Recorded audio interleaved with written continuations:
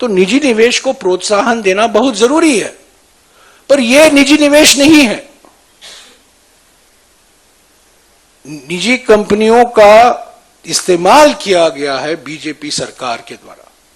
तो हमारा निशाना कोई प्राइवेट कंपनी नहीं है, हमारा निशाना सीधा बीजेपी सरकार है, सीधा प्रधानमंत्री हैं, गृह मंत्री हैं, जिन्होंने ये इलेक्ट्रल बॉन्ड को सोचा, अंतिम रूप दिया और इसकी घोषणा की। तो ये 4 रास्ते क्या थे घोटाले के? मैंने आपको पहले कहा था, मैं फिर से दोहराऊंगा। पहला रास्ता था चंदा दो धंधा लो। आजकल आप लोग सब सिम कार्ड इस्तेमाल करते हैं, कुछ लोग प्रीपेड करते हैं, कुछ लोग पोस्टपेड करते हैं। ये प्रीपेड घूस है, यानी कि चंदा दो धंधा लो, प्रीपेड घूस, जैसा कि आपका प्रीपेड सिम कार्ड है।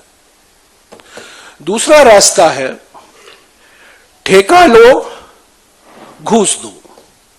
ये पोस्टपेड हुआ, यानी कि पहला आपको कॉन्ट्रैक्ट मिलता है और कॉन्ट्रैक्ट मिलने के बाद आप रिश्वत देते हैं, तो ये पोस्टपेड हो गया।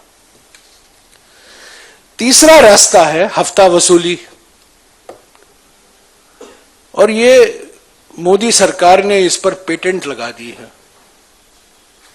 हफ्ता वसूली के माने क्या है? ये पोस्ट पेड नहीं, ये पोस्ट रेड है।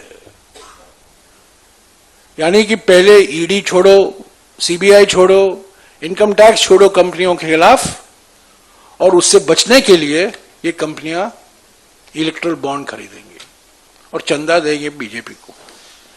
और चौथा रास्ता जो अपनाया गया है फर्जी कंपनियों का, शेल कंपनियों का। बार बार प्रधानमंत्री लंबे लंबे भाषण करते थे 2014 में पार्लियामेंट में और पार्लियामेंट के बाहर कि मैं फर्जी कंपनी को बंद कर दूंगा, फर्जी कंपनियों के खिलाफ हूं। पर फर्जी कंपनियों का भरपूर इस्तेमाल किया गया है इस कॉर्पोरेट डोनेशन, कॉर्पोरेट बॉन्ड घोटाले में। तो ये 4 रास्ते हैं। चंदा दो धंधा लो, यानी कि प्रीपेड घूस, ठेका लो रिश्वत दो, यानी कि पोस्टपेड घूस, तीसरा हफ्ता वसूली, यानी कि धमकी देकर घूस लो, यानी कि पोस्ट रेड ब्राइब, रेड होता है उसके बाद घूस दिया जाता है, तब रेड बंद होता है। और चौथा फर्जी कंपनी। इन चारों रास्तों के जो अपनाया गया है, हमारी विश्लेषण के अनुसार जो हमने विश्लेषण किया है कल, और जैसा कि मैंने कहा सारा डेटा सिर्फ 15 सेकेंड के अंदर इस कंप्यूटर प्रोग्राम पाइथन भाषा में जो लिखा है, इससे पूरी जानकारी मिल जाती है। ये आप भी कर सकते हैं।